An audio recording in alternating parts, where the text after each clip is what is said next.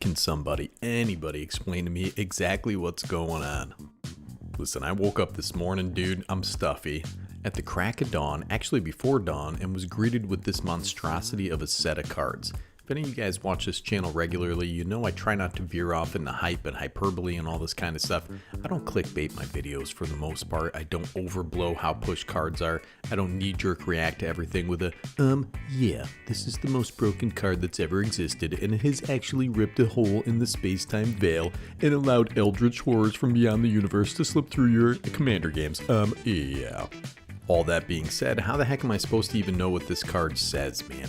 As Beautiful Man says all the time, reading the card explains the card. Usually, but what the heck is this, dude?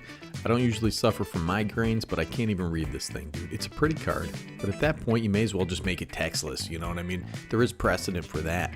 If you need some ancillary appendix to parse out what a card does, just focus on the art and forget cramming in a bunch of text in a sideways asymmetrical bubble, dude.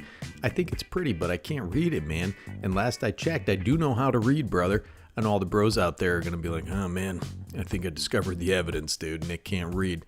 So don't call me illiterate, you know what I'm saying? I have a third grade understanding of the English language, brother. Now the other alt art version here has got to be some hitherto unknown foiling process in which the blood of 1,000 wombats is distilled into a foily ink and sprayed by an anteater's trunk that's been grafted onto an unwilling WotC wage slave.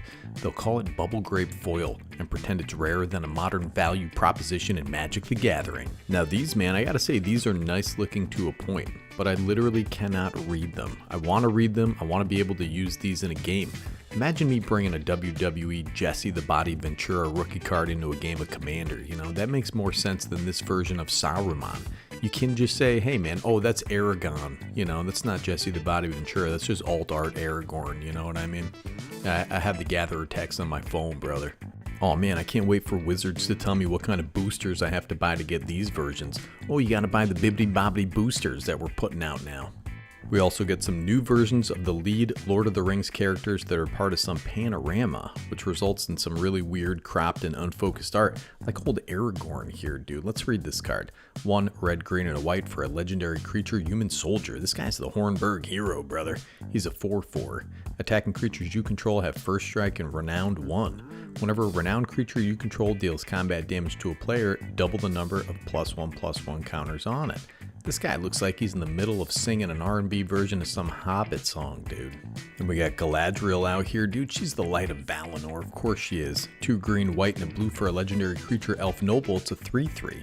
Has whenever another creature enters the battlefield under your control, choose one that hasn't been chosen this turn. Add green, green, green. Put a +1/+1 counter on each creature you control, or scry 2, then draw a card. It's incredibly powerful, dude. This looks really cool. No problems here, brother, other than the fact that this is absolutely bonkers as a commander. You love ETB effects, right? Nothing can go wrong with ETB effects. Get this down and you're going to combo out immediately, dude. The value on this is incredible. You got Bant colors to lean into insane value with this commander. Then we got Gandalf of the Secret Fire. 1 blue, a red, and a white for a legendary creature, Avatar Wizard. It's a 3/4. Whenever you cast an instant or sorcery spell from your hand during an opponent's turn, exile that card with 3 time counters on it instead of putting it into your graveyard as it resolves.